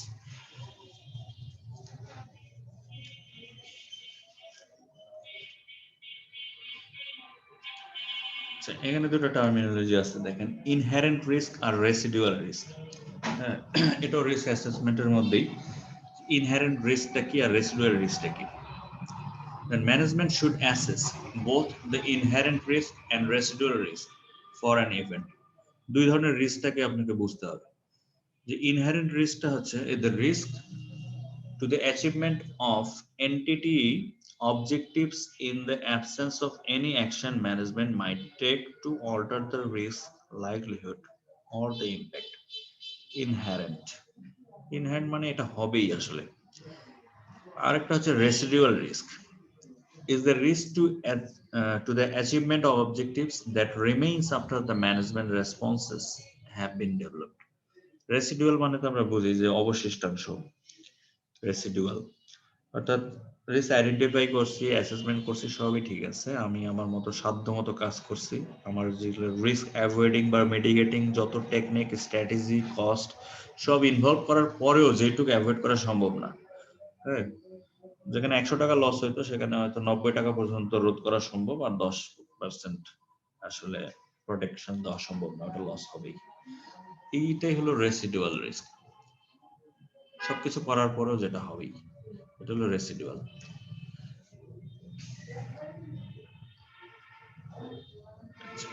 এরপরের ইম্পর্টেন্ট জিনিস হলো risk response. Risk response involves reducing risks to an acceptable level by employing the following tactics. এখন ট্যাকটিক গুলো সম্পর্কে একটু ধারণা দেওয়া আছে। রিস্ক রেসপন্স করছি আমরা, যে একটা হলো অ্যাভয়েডেন্স, রিডাকশন, অ্যাকসেপ্টেন্স, আর একটা হলো ট্রান্সফার। চারটা জিনিস আছে। দেখেন, অ্যাভয়েড করা, একটা হলো যে অ্যাক্সিডেন্টের ভয়ে আপনি বাড়ি থেকে বেরিয়ে হলেন না, যে রাস্তায় তো প্রতিদিনই দুর্ঘটনা ঘটে, আমি বেরিয়ে হব না, এই যে আপনি বের হলেন না, এটা হলো অ্যাভয়েড করা। The response involves existing the activity that gives rise to the risk.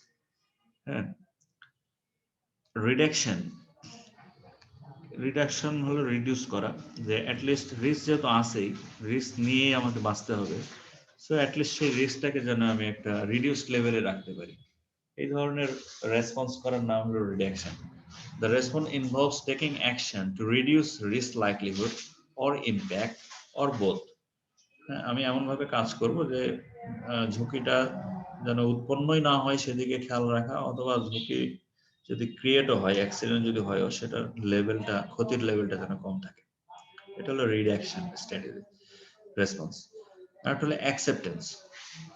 Accept হলো যে রিস্কটাকে, মানে রিস্কের সাথে আসলে সহ অবস্থান করা, কোএক্সিস্টেন্স করা, মেনে নেওয়া, ঝুঁকি নিয়েই আমি কাজ করব যদি আমি সহ্য করতে পারি আসলে।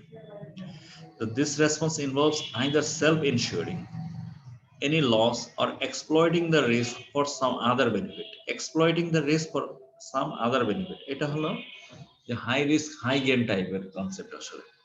হ্যাঁ, ঝুঁকি আছে জেনেও আমি গেছি, কারণ সবাই তো সব ধরনের বিজনেস বা সব ধরনের ঝুঁকি নিতে অভ্যস্ত না, বা সেই কলিজা না, বা সেই স্ট্র্যাটেজি অথবা তার টেকনোলজি বা তার এক্সপার্টিস নাই। যদি আপনার থাকে, বা আপনি মনে করতে পারেন যে আমি 100 টাকার রিস্ক নিব এবং সেই রিস্কটা ইনএভিটেবল হবেই, ক্ষতিটা আপনার, ক্ষতি জেনেও আপনি যদি কাজটা সফল হয়ে উঠাইতে পারেন, তাহলে আপনার 500 টাকা লাভ হইতে পারে। এটার নাম হলো রিস্ক অ্যাকসেপ্টেন্স করা। আর আরেকটা হলো ট্রান্সফার, রিস্ক ট্রান্সফার, রিস্কটাকে বাইপাস করে দেওয়া অথবা রিস্কটাকে শেয়ার করে দেওয়া কারো অন্য কোনো টুলস ইউজ করে। সেটা হলো বেস্ট এক্সাম্পল, এটা নিয়ে কথা বলারই দরকার নাই, সেটা হলো ইন্স্যুরেন্স করা। হ্যাঁ, আমরা তো insurance, casualty insurance, life insurance বা ডিফারেন্ট টাইপ অফ ইন্স্যুরেন্স আছে, সেগুলো করি। এটাই হলো যে এটা is the best example of transferring risk. So response সম্পর্কে জানলাম। রেসপন্স আমাদের চারটা ওয়ে আছে, একটা হলো অ্যাভয়েড করা, রিডাকশন করা, acceptance and transfer.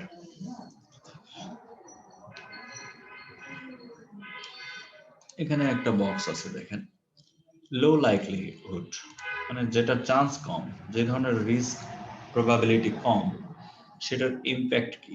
Low impact. আচ্ছা, যেটা লো লাইকলিহুড অফ রিস্ক যদি হয় এবং সেটার ইম্প্যাক্ট যদি লো হয়, ইম্প্যাক্ট যদি কম হয়, সেক্ষেত্রে you can accept the risk এটা একটা স্ট্যান্ডার্ড একটা সাজেশন বা নর্মাল প্র্যাকটিসে কি হয় সেটা দেখানো হয়েছে। হাই ইম্প্যাক্ট হলে purchase insurance to transfer risk to another party. যদি রিস্কটা খুব বেশি হয় then you can transfer it. আর কমপ্লিটলি যদি অ্যাভয়েড করতে চান তাহলে তো আপনার বিজনেসে নাই, খেলার মাঠেই নাই। সো এটার বেস্ট স্ট্র্যাটেজিটা হচ্ছে রিস্কটাকে ট্রান্সফার করে দেওয়া। High likelihood but low impact. দুর্ঘটনা ঘটার চান্সটা অনেক বেশি বাট ইম্প্যাক্টটা কম, সেক্ষেত্রে আমরা যে স্ট্র্যাটেজি বা রেসপন্সটা নিতে পারি সেটা হলো reduce risk with internal control. যেহেতু হবেই, likelihood high, that means very inevitable, then আমরা যেটা করতে পারি রিস্কটার ইম্প্যাক্ট যেন কম হয় বা ক্ষতির পরিমাণ যেন কম হয় সেজন্য আমি ইন্টারনাল কন্ট্রোলস মেকানিজম ফলো করতে পারি।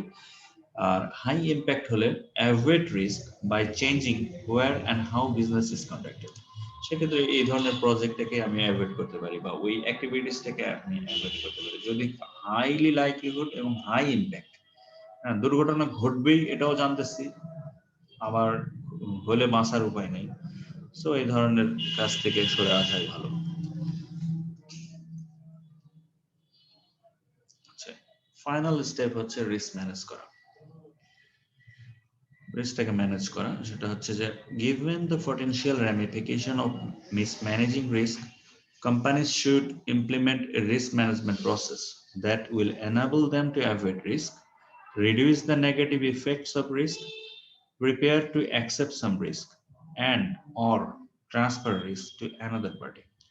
অর্থাৎ রিস্ক ম্যানেজ করতে গেলেও আমার ওই যে রেসপন্সের যে মেকানিজম, চারটা রেসপন্স, রিস্ক রেসপন্সের যে কনসেপ্ট আমরা জানছি, আসলে ওগুলোকেই ফলো করা। ওই চারটা বা চারটা সেই কথাগুলোই বলছে। দেখেন, avoid, it will risk management process that will enable them বলতে এই এন্টারপ্রেনারদেরকে বলা হয়েছে, to avoid risk, reduce the negative effects of risk, prefer to accept some risk, and or transfer risk to another party. As an example, an organization may purchase hazard insurance, মানে flood insurance বা এরকম disaster related, to transfer the loss from major catastrophes, বড় ধরনের ক্ষতির হাত থেকে, দুর্যোগ, ক্যাটাস্ট্রফ বলতে আসলে দুর্যোগ, ডিজাস্টার বোঝায়, আমরা ইন্স্যুরেন্স পলিসি নিতে পারি। Although the formality and specifics of the process will vary across different organization, the general steps of স্টেপগুলো কি, কোম্পানি ভেদে ব্যবসা যেহেতু ভিন্ন রকম হতে পারে, তাদের রেসপন্সটাও বিভিন্ন রকম হতে পারে। স্টেপগুলো দেখে শেষ করবো এই চ্যাপ্টারটা। তো দেখেন, steps in risk management process. Determine the companies tolerance for risk. Tolerance for risk হচ্ছে যে আসলে এই কোম্পানিটার টলারেন্স, সহ্য করার ক্ষমতাটা কিরকম। সহ্য ক্ষমতার উপর ডিপেন্ড করবে যে আপনি আসলে কতটুকু ভার উত্তোলন করবেন। The step identifies the organizational attitude toward risk. Will the company accept significant financial risk? আসলে কি আপনি নিতে পারবেন এই financial risk? Or does the company want to take on only selective risk exposure? অথবা selective ওয়েতে সে risk accept করবে। Must the firm eliminate all risk? সব রিস্ক কি এলিমিনেট করা সম্ভব? এটা একটা অপশন। ফর এক্সাম্পল, এই প্রশ্নগুলোর মাধ্যমে আপনি আপনার নিজেকে অ্যাসেস করতে পারেন যে আমার বিজনেসে আসলে রিস্ক কতটুকু সহ্য ক্ষমতা আছে, টলারেন্স লেভেলটা কিরকম, আমি ফিনান্সিয়াল রিস্ক কি সহ্য করতে পারবো। যদি ফিনান্সিয়াল রিস্ক আছে সেক্ষেত্রে ইমিডিয়েটলি আমি কোনো ব্যাংক থেকে লোন পাবো কিনা, যদি লোন না পাই বা অন্য কোনো সোর্স থেকে টাকা আনার ক্ষমতা আমার না থাকে, তাহলে এটা নিয়ে আমি ভাববো যে আসলে এই রিস্কটাকে আমি অ্যাকসেপ্ট করবো না অ্যাভয়েড করবো। হ্যাঁ, এরকম বিভিন্ন সিলেক্টিভ বিষয় আছে। Evaluate the risk exposure. এখন এই রিস্কের এক্সপোজারটা কিরকম হতে পারে। During this step the specific nature of the exposure must be identified. অর্থাৎ what is the primary risk factor, অর্থাৎ বেসিক বা প্রাইমারি রিস্ক ফ্যাক্টর গুলো কি কি। Then the exposure must be quantified so that a decision can be made as to whether the level of risk is acceptable to the organization. Again, the exposure must be quantified. Quantified এর বিষয়টা আগেও বিভিন্ন জায়গায় বলছে যে quantify করা রিস্কটাকে অ্যামাউন্টে convert করে দেখতে হবে যে অ্যামাউন্টটা কি রকম, রিস্ক এক্সপোজারটার ভ্যালু কি রকম। Implement appropriate risk management strategy.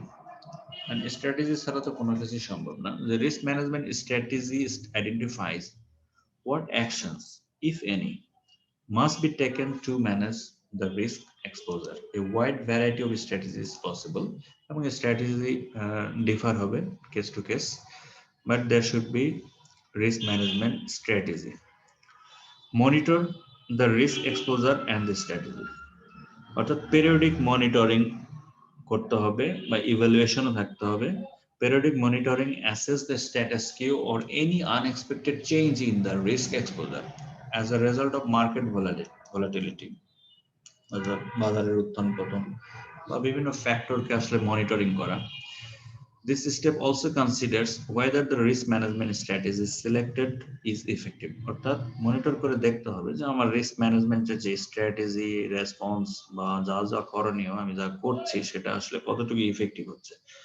যে জায়গায় ইফেক্টিভ হবে না সেই জায়গায় ফিডব্যাক দিতে হবে। এটাই হলো এই স্টেপের মূল কথা, যেটা মনিটরিং করা। Strategy adjustment may be necessary. Adjustment মানে হলো ফিডব্যাকটা দেওয়া বা রিপেয়ারিং করা, স্ট্র্যাটেজিকে আমার অ্যামেন্ডমেন্ট করতে হতে পারে। এই চারটা স্টেপ হলো রিস্ক ম্যানেজমেন্টের প্রসেস। এই হলো রিস্ক ম্যানেজমেন্টের মূল তত্ত্বটাই এইটুকুর মধ্যে সীমাবদ্ধ। বাদ বাকি কিছু কথা আছে খুব ইম্পর্টেন্ট না, বাট একবার করে দেখতে হবে।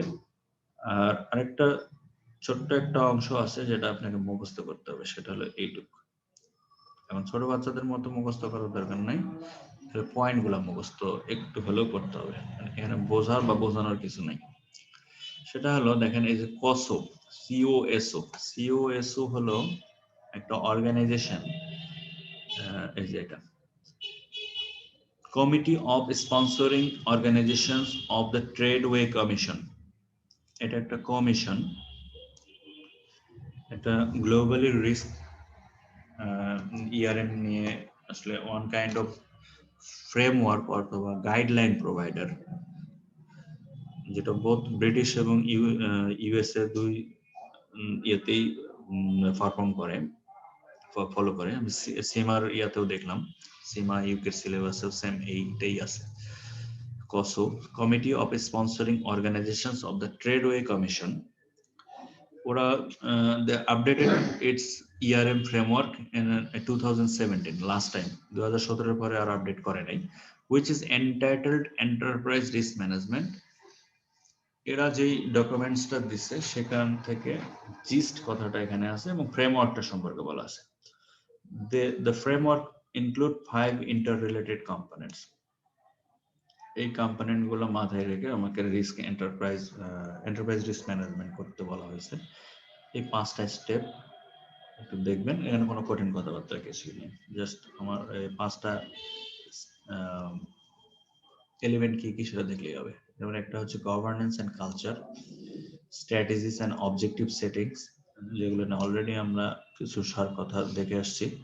Performance review and revision. আচ্ছা ভাইয়া, হ্যাঁ ভাইয়া, আমি হচ্ছে আপনার ইয়ার বইটা দেখতেছি, ওই যে নাথান, হ্যাঁ হ্যাঁ সেখানে দেখতেছি যে ডিফারেন্ট, মানে এখানে বলতেছে যে ইআরএম টাকে তারা মেইনলি 4 মেইন এরিয়াজ অফ অর্গানাইজেশনে ভাগ করছে, আর আরেকটা হচ্ছে 8 কম্পোনেন্টস, 8টা কম্পোনেন্ট থাকবে, কি অবজেক্টিভ সেটাও আছে, সেটাও আছে। আর এখানে যে 5টা বলতেছে, এই 5টা কি জিনিস? এই 5টা হচ্ছে কসো, এই যে কমিশন যেটা, কসোর গাইডলাইন বলতে পারেন এটা। হ্যাঁ, এই কথাটা দেখেন, কসো নেথানের বইতে দিছে সেটাও তো কসোর গাইডলাইন। হ্যাঁ, এটা একটা ফ্রেমওয়ার্ক। আচ্ছা আচ্ছা, হ্যাঁ, 8টার কথা আমার মাথায় আছে, আমি বলতেছি আপনাকে। The framework includes 5 interrelated components. হ্যাঁ, এটা হচ্ছে 2017 কথা বলছি, 2017। আচ্ছা, এই components COSO 1992 internal control integrated model. আচ্ছা ঠিক আছে, ঠিক আছে, 8টার কথা কোথায় আছে আমি একটু সার্চ করি। According to updated COSO model, ERM provides the following advantages. 1 2 3 4 আচ্ছা অ্যাডভান্টেজ গুলো এখানে আছে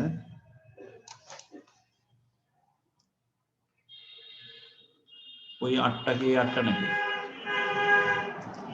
according to updated COSO model increasing the range of opportunities identified এই পয়েন্টগুলোর সাথে মিলে না না না আচ্ছা ওই এটা অ্যাডভান্টেজ না আচ্ছা এখানে একটা আছে যে আমি আপনার যে কি অবজেক্টিভ দেওয়া আছে হুম, স্ট্র্যাটেজিক অপারেশনাল আচ্ছা রিপোর্টিং কমপ্লায়েন্স 4টা আচ্ছা আমি আরেকটু ওই নিচে যাই 8টার কম্পোনেন্ট নট অ্যাডভান্টেজ তাহলে এইখানে লাস্ট আপডেটটা দেয় নাই ওখানে কোনো সাল উল্লেখ করা আছে নাকি 8টার কথা আমার মনে আছে এটা ঠিক আছে 5টা কসোতে? হচ্ছে হ্যাঁ কসুর 5টা এবং 8টা দুইটারই বিষয় আছে ইয়ার তো ভাই 2020 2020 দুইটাই বাট এইখানে ওই সেগমেন্টটা আসে নাই কেন আসে নাই আমি জানি না উইলি এই পর্যন্তই দিয়ে থেমে গেছে বাট লাস্ট আপডেটটা হয়তো উল্লেখ করে নাই এখানে দুইটা সালের কথা বলা আছে একটা হলো 1992 ইন্টারনাল কন্ট্রোল ইন্টিগ্রেটেড ফ্রেমওয়ার্ক আমি একটু নাথানে যাচ্ছি আমি নাথানে বইটা বের করতেছি তারা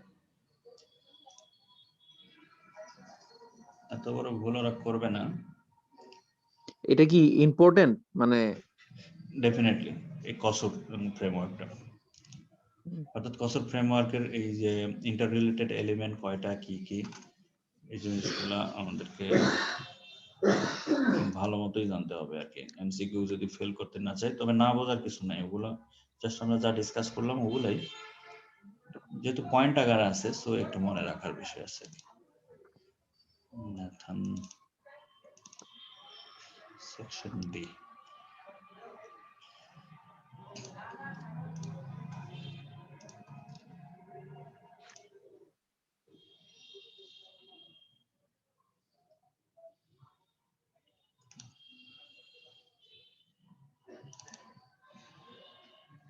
স্ক্রিন কি দেখতে পাচ্ছেন হ্যাঁ পাচ্ছি নাথানের মানে একদম শেষের দিকে আছে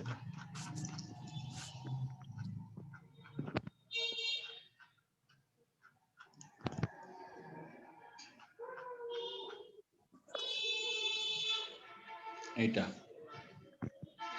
কি অবজেক্টিভস কম্পোনেন্টস এন্ড বেনিফিট অর্থাৎ অ্যাডভান্টেজের কথা এরাও বলছে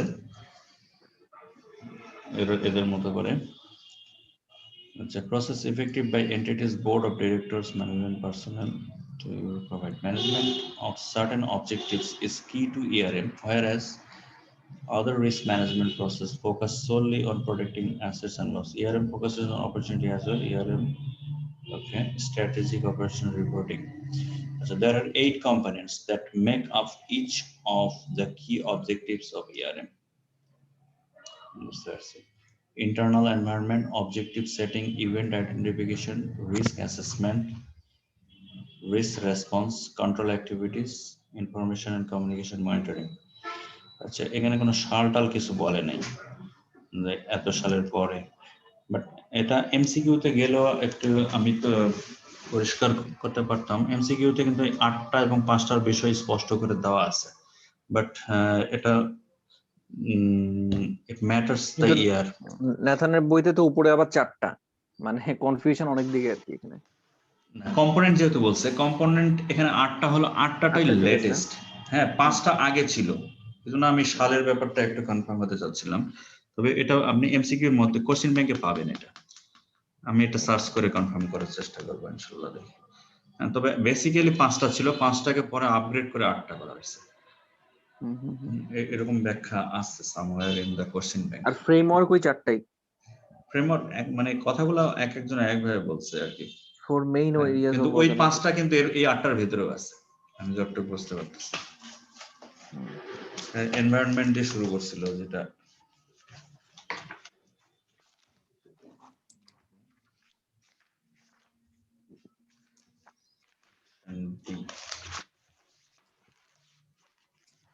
যেমন ধরেন governance and culture governance culture কি এর মধ্যে আছে নাই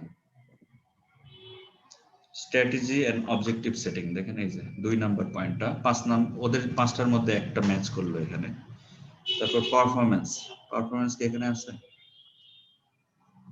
মানে রেসপন্স নাই। তারপর ইনফরমেশন কমিউনিকেশন এটা আছে এর মধ্যে। রিভিউ রিভিশন, রিভিউটা এদের মধ্যে এখানে পাচ্ছি না। এখানে একটু কনফিউশনের বিষয় আছে, এটা আমি কোশ্চেন ব্যাংক না দেখলে কনফার্ম হবো না। 5টা আর 8টার মধ্যে, তারপরে এভাবেই থাক, এটা দেখে নিন। বাট বেসিক জিনিস হলো ওইটাই যে আইডেন্টিফিকেশন, অ্যাসেসমেন্ট আর হচ্ছে আপনার ম্যানেজমেন্ট, রিস্ক ম্যানেজমেন্টের মূল টপিকটাই এর মধ্যে সীমাবদ্ধ। বাকিটা আমরা কোশ্চেন ব্যাংক দেখে প্রিপারেশন নিতে পারি। তার নেক্সট সেশনে হয়তো আমরা কোশ্চেন ব্যাংকে যাব। এই চ্যাপ্টারের আমি কোশ্চেন ব্যাংক মেল করে দিব, আগে যতটুকু পারেন দেখে নেবেন। তো উইলিজে অনেক দেওয়া আছে, প্রায় 250 এমসিকিউ আছে, বাট এর মধ্যে আমার মনে হয় 100টাই আননেসেসারি। হ্যাঁ, ভয় পাওয়ার কিছু নাই, মানে একই কথা বারবার আছে, বিভিন্ন ঘুরে ভেসে লেগেছে, কোথাও বন্যা দিচ্ছে, কোথাও সাইক্লোন দিচ্ছে। নাথান দেখার পরে আমার আর উইলি দেখার সাহসও হয় না, পুরো দেখি না। না, নাথানের মধ্যে নাথানটা অনেক ইজি। ইআরএমটা 2বার দেওয়া আছে, মানে একবার দিয়ে তারা লাস্টে সেটা আবার টানছে। Demonstrate an understanding of COSO ERM conceptual framework and components, 8 components. সমস্যা নাই, আমি কোশ্চেন ব্যাংকটা দিয়ে দিচ্ছি। কোশ্চেন ব্যাংকটা দেখেন, এটার লিটারেচার আর দ্বিতীয়বার না পড়লেও চলে, শুধু কসর পার্টটা দেখবেন আর কি। হ্যাঁ, বলতে ন্যাথানটাও দেখেন, উইলিটাও দেখেন। আর নাথানের একটা পার্ট দেখেন ভাই, এখানে একটা ইয়ে আছে যে ওই যে ইআরএম এর একটু পরে এখানে একটা যে D1124 পেজ 242 কেটে দিলাম। D11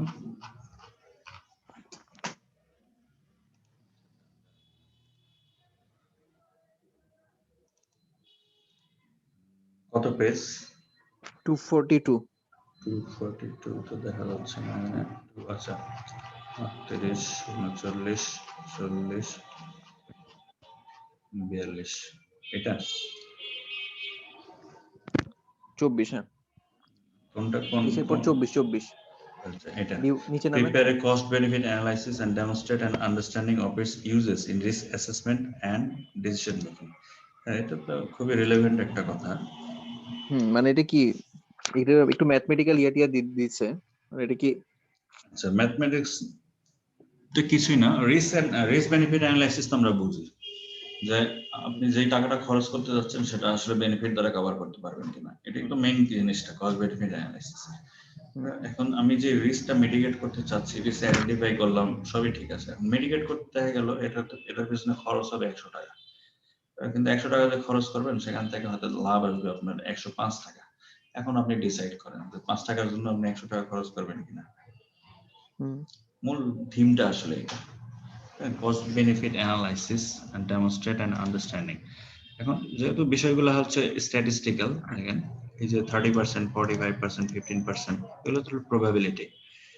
standard design 5%, 40%, those are collected from statistical calculation. And this is no damage হলে 5% চান্স আছে এখানে। earthquake resistance design 35% chance, depending on the circumstances. এখানে আসলে বোঝা যাচ্ছে যে আমি যে খরচটা করব সেটা দ্বারা আমার লসটাকে প্রোটেক্ট করলাম, ঠিক আসলে লাভ কতটুকু হবে। এই mathematics is not important, just থিমটা মাথায় নেন তাহলেই হবে। ওকে, তো ঠিক আছে, আজকে এই পর্যন্তই থাক, বাদ বাকিটা মেল করে দেবনি। ওকে ভাই, সেশন দেখাবে। ওকে, আচ্ছা ভাইয়া, কি আমরা এক্সামের জন্য, হ্যাঁ মানে ধরেন আমরা কি চাইলে 6 মাস পরের, এখন ধরেন ফেব্রুয়ারি মাস, অগাস্ট মাসের রেজিস্ট্রেশন কি এখন করতে পারবো? রেজিস্ট্রেশন যে কোনো সময় করা যায়, মানে 6 মাস পরেরটাও? 1 বছরেরটাও করতে পারেন। 1 বছর পরেও করতে পারবো। আর আপনার মেম্বারশিপ, আচ্ছা আপনার তো এক্সাম ফি না 36,000 টাকা লাগছে, মেম্বারশিপ কত? মেম্বারশিপ হলো $250। ইনশাআল্লাহ ওইটাও 15, মানে আরো 20,000 টাকা। মেম্বারশিপটা আগে নিতে হবে, মেম্বারশিপ না নিলে ফর্ম ফিল আপ করা যায় না। আচ্ছা, মেম্বারশিপ কবে নিতে হবে? যে কোনো সময় তাহলে অবশ্যই আপনি যে কোনো সময় নিতে পারেন। ওগুলো একটু খোঁজ রাখতে হয় কারণ ওরা ডিসকাউন্ট দেয়। মেম্বারশিপ কি 1 বছরের? আপনি কত দিয়ে মেম্বারশিপ করছেন? আমি 250 দিয়ে পাইছি আর কি। মানে ওদের প্রায় রাউন্ড দ্য ইয়ার ডিসকাউন্ট থাকে 50%। $495 অ্যাকচুয়ালি, কিন্তু আপনি ডিসকাউন্ট পাবেনই, এটা কনফার্ম। আচ্ছা, মেম্বারশিপ এত বেশি? হুম। $250? ওদের ওয়েবসাইট গুলো একটু নিয়মিত সার্চ করবেন, কারণ অনেক সময় ফ্রি রেজিস্ট্রেশন করারও সুযোগ দেয়। হ্যাঁ, আচ্ছা। একটু চান্সে থাকতে হয় আর কি। ওদের যে বুলেটিন আছে, নিউজ টিউজ, এগুলো কিন্তু আপনাকে মেলে জানাই দিবে, বিভিন্ন নোটিফিকেশন ওরা মেলে দিয়ে দেয়। এই মেম্বারশিপটা আপনার মানে কত দিনের জন্য? 1 বছর? 1 বছর, বাট পাস করলে এটা আবার বাড়তেই থাকবে। আপনি যদি 1 বছরের মধ্যে একবারও পরীক্ষা না দেন, সেক্ষেত্রে ল্যাপস হয়ে যাবে। সো এত তাড়াহুড়া করার কোনো দরকার নাই। আপনি আগে ফুল অ্যাসেসমেন্ট করেন নিজেরটা। আপনি যদি সেপ্টেম্বর টার্গেট করেন, তো জুন মাসের দিকে আপনি আমি ভাই মানুষটা খুব বললাম না, রিঅ্যাক্টিভ, প্রোঅ্যাক্টিভ না। না, আমি আগে যে দরকার কোনো নেই। আমি যদি মনে করি আমি কিছু করব, আমি আগে নাইমা পড়ি। নামার পরে দেখা যাবে সাঁতরায় কোনো রকম উঠে যাব। না, ঠিক আছে, ঠিক আছে? নামেন। নামতে আপনাকে আমি সার্বক্ষণিক তাগাদা এবং সহযোগিতা সবই করব। কিন্তু এই ক্ষেত্রে একবারে সব নামার দরকার নেই, সেটা বলতেছি। সময় যায় নাই আর কি। আগে কোশ্চেন ব্যাংকটা দুটো একবারের জন্য হলো সলভ করেন, তারপরে নিজেই সাহস পেয়ে যাবেন। এত কঠিন না। ঠিক আছে তাহলে, হ্যাঁ, দেখা ওকে, যাক। আল্লাহ হাফেজ। ওকে, বাই।